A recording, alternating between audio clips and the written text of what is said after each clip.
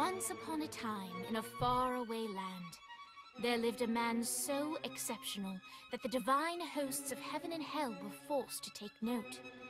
A man dangerous enough to bring Satan to his knees, but selfless enough to make God himself raise an eyebrow. How did this come to pass? Well, it all began at a very special birthday party for a very special young lady. Surprise! What is all this? It's your birthday, Kenzie. Kenzie. So? You've never been to a birthday party? No. Oh, like not even growing up? I went to the School of the Americas since kindergarten. We didn't really do birthday parties. But you celebrated Christmas? I don't have to explain myself to you. Oh, Kinsey, this is going to be so much fun. Zinjai made a cake, Jane Austen is here, we'll play some games. What sort of games?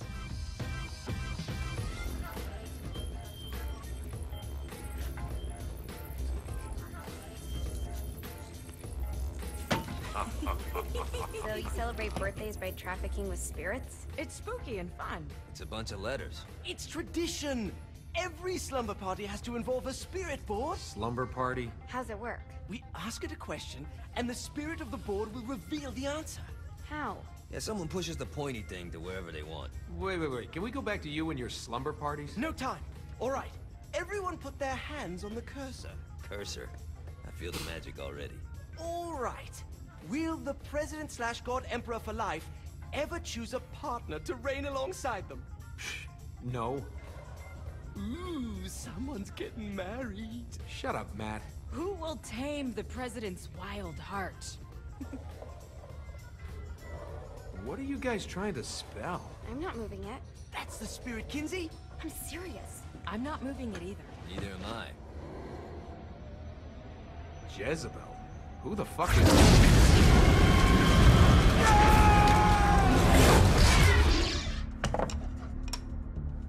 Is that not normal?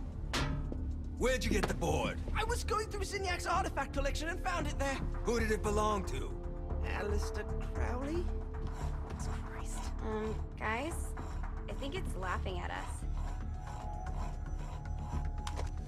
Fuck this. I think you're a smart enough piece of wood to see where this is going. Now, you ready to cooperate? That's more like it. You think we can trust it? It's not like we got a lot of options. So what's the plan? We mount up and go in after the boss? No, I do. No sense in what's left of humanity walking right into a death trap. Someone's gotta live to tell the story. That's a stupid plan, Johnny. I'm leaving you in charge. Hell of a plan, Johnny. Are you serious?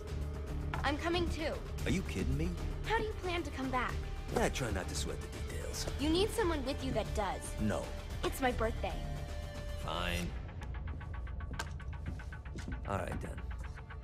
You know where my friend is?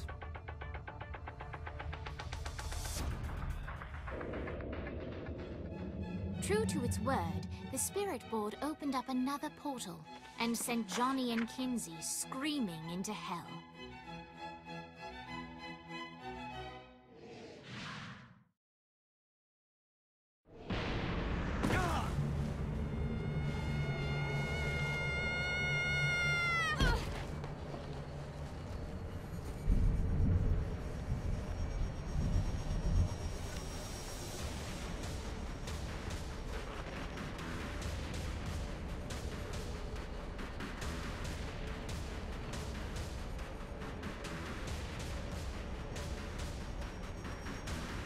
Dane Vogel.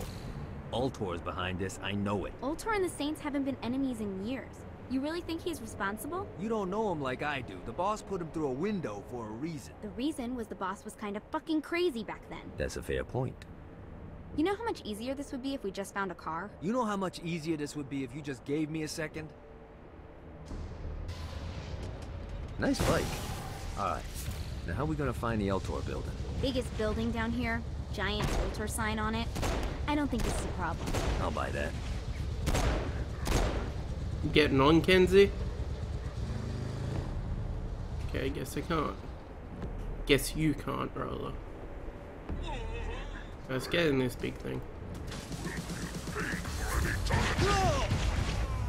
Come on, Kenzie, get in. Right. Map. Oh.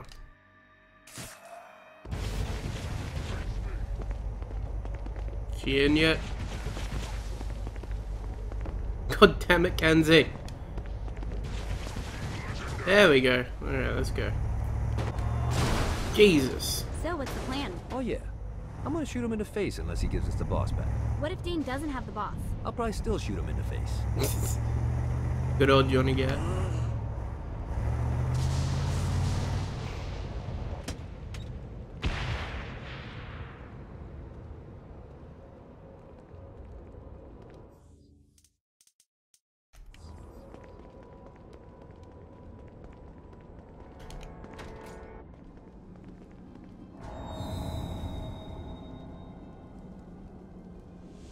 Welcome to hell. Shouldn't you have a receptionist? Such is the plight of eternal damnation. I have a feeling you didn't come here to catch up. Let's talk in my office.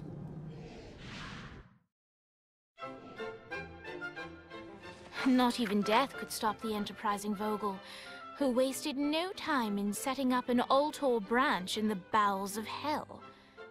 Dane was eager to fill Johnny in on the ever-shifting politics of land rights in the underworld.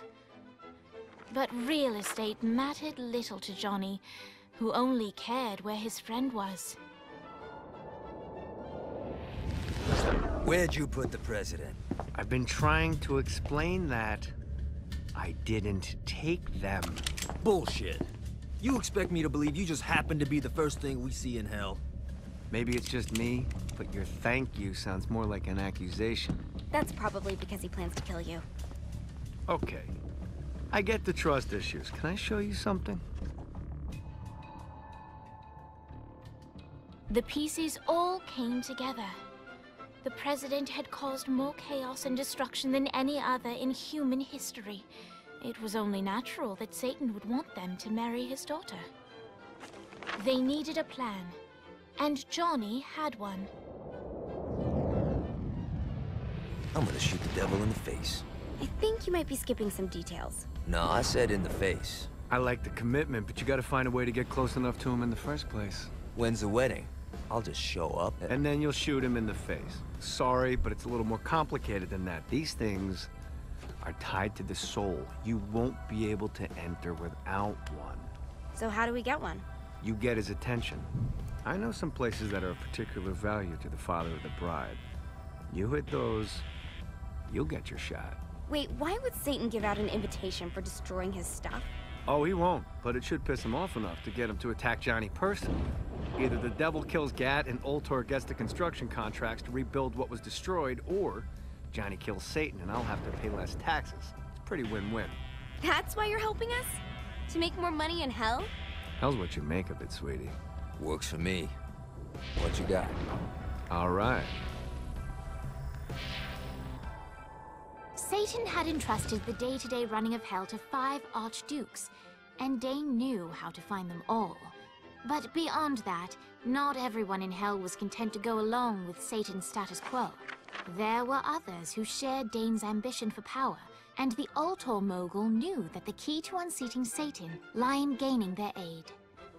But before Johnny set out to wage war against the Prince of Darkness,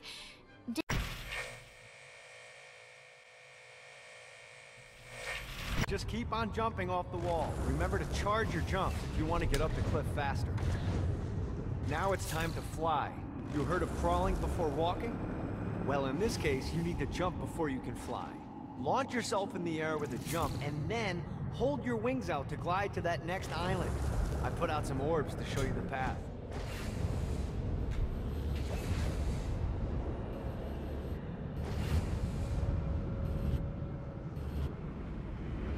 You'll have to dive to reach the next island. Do that by pointing your head down. Don't worry, the rest of your body will follow.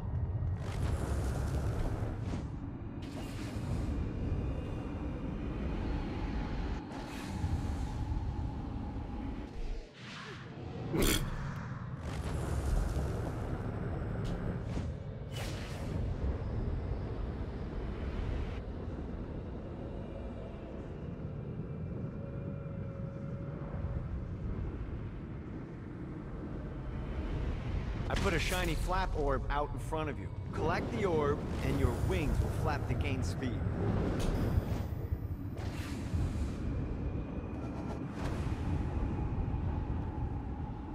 right, now try flapping those wings on your own. Do a flap on your way to the next island. Woo! The exact opposite of diving is climbing. Climbing will slow you down and eventually cause you to stall. And trust me, stalling sucks. You can flap while gliding to gain additional speed. So the faster you're going, the higher you can fly. Now try to reach the island up there.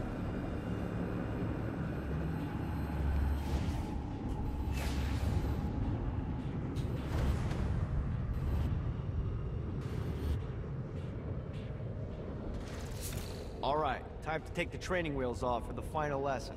Flying takes stamina. If you run out in midair, you are going to drop like a rock. A stupid, stamina-less rock. Last island is right under those lava falls. Notice how your stamina drains the longer you glide.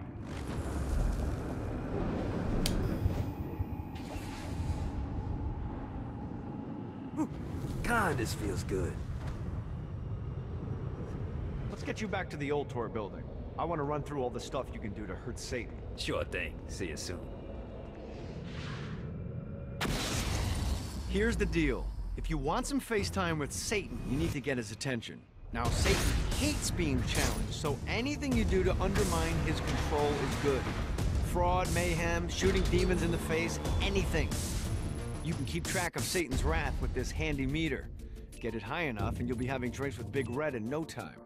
I've compiled a list of shit to do, so take a look and do whatever sounds fun. Oh, one more thing. We have some potential allies down here. Trust me, you want to impress them.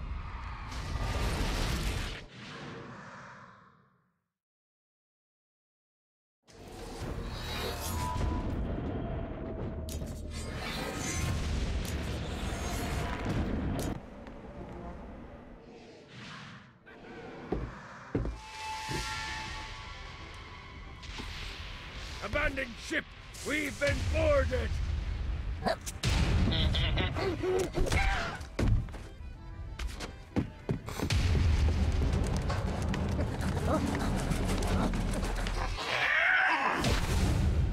Get these damn things off my ship!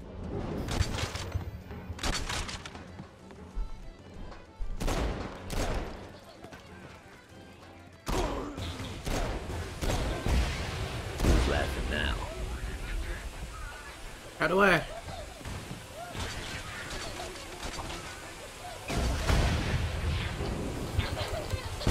No, not another one of these.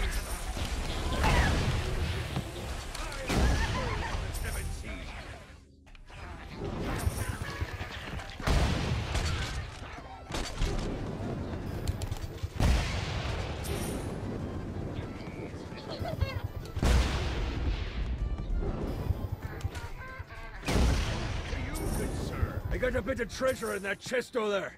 The weapon you find inside may help with our little imp problem. Ooh.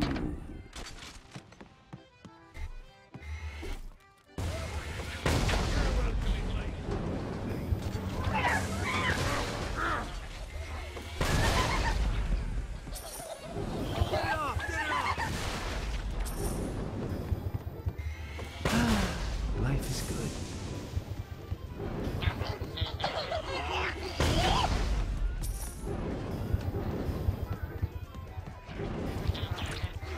I summoned these imps to serve as my crew. I forgot what a handful they could be. Once aboard, they wouldn't listen to their captain. They ran amok in the bowels of the ship.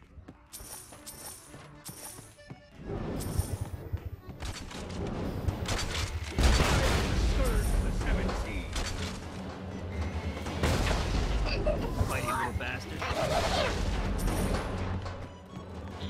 Get on!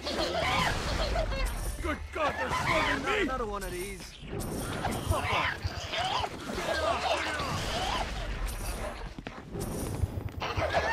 It's okay to drop the pirate voice. What pirate voice would that be? Wow.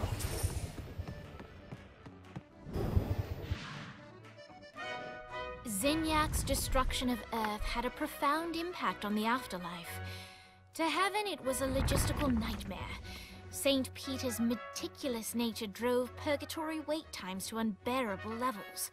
Meanwhile, in hell, where souls in pain were used as currency, it created a new era of prosperity for the wickedly enterprising. This economic boon resulted in the coffers of hell to be overflowing, which in turn piqued the interest of the most notorious man that sailed the seven seas. Long had Blackbeard been a thorn in Satan's side, robbing tax collectors on a semi-regular basis. But the promise of an immeasurable fortune drove him to be even bolder. An arrangement was reached. Blackbeard would provide information on strategic targets in exchange for a share of the profit. Johnny, who was interested in murder, not money, happily agreed.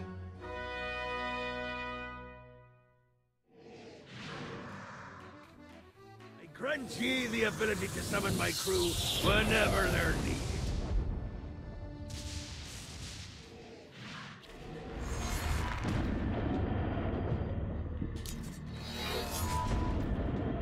Okay.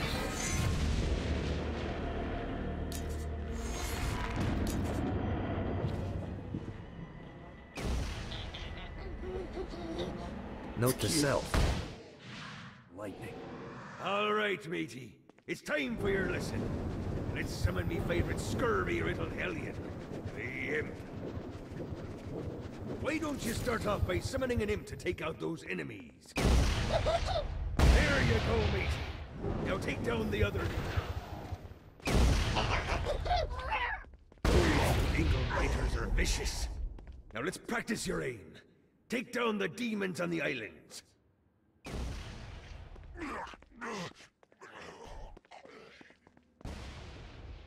Few things are as rewarding as pressing someone into service, am I right? Now get going. There's a whole wide world waiting to be plundered.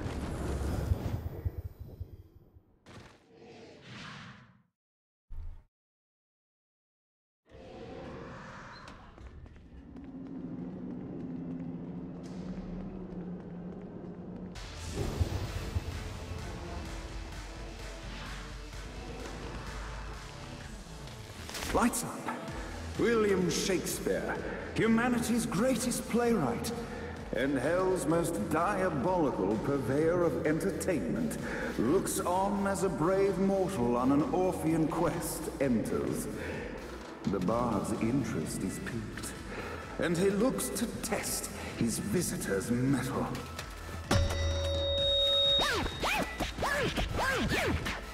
The masked tragedies were used to enemies cowering as they approached, but soon they realized that they faced a foe with courage and nobility, traits uncommon in the fires of perdition.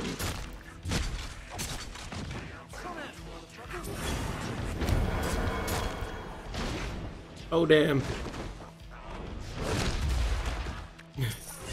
Too bad I can't see shit. Wait, teleported.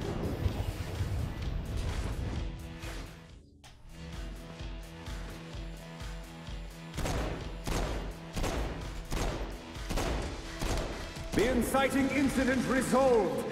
The time had come for rising action.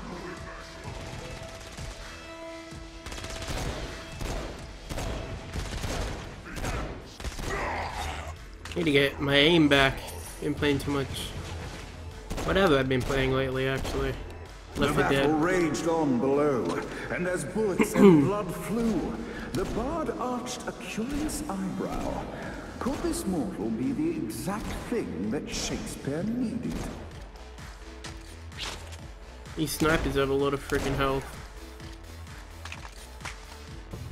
You're nothing, but this battle is far from over, mortal. Arise!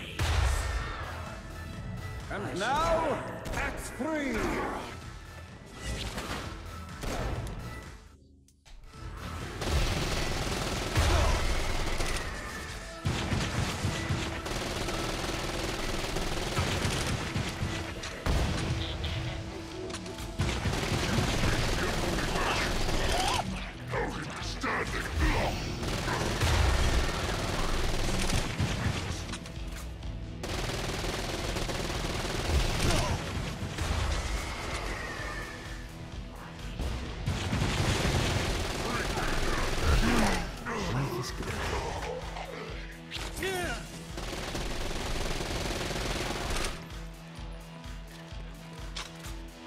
Alright.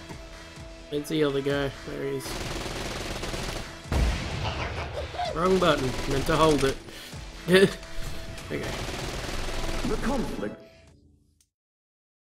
I'll begin. Shakespeare eagerly awaited meeting the champion that dispatched so many of his men. Undoubtedly, they were here for the Bard's aid. And while happy endings were not a thing found in hell, Shakespeare always had a soft spot for comedies. In the land of the living, William Shakespeare is regarded as one of the most prolific playwrights of all time. However, to the denizens of hell, the bard is seen in a far different light. After selling his soul for fame and adoration, Shakespeare served in hell as Satan's spy master general. In doing his duty, Shakespeare would punish the souls he was investigating by forcing them to perform in grotesque passion plays for Satan's amusement. But in a Twelfth Night-esque twist, Shakespeare found himself living a double life. While he projected an image of cruelty, his heart was as soft as Jezebel's. In secret, he would tutor her on the classics and act out the works of his mortal days. When Satan found out, he cast Shakespeare out of the palace, believing that the poet would be tormented by the populace of hell, far out of Jezebel's sight. But Satan had not counted on the bard's cunning. Embracing his persona of master torturer, Shakespeare and his followers, the tragedies, took root in the entertainment district, biding their time for revenge.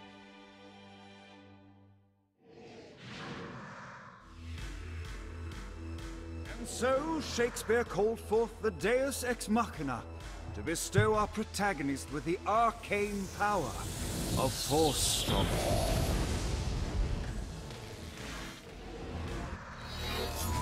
Yeah, we got the Stomp.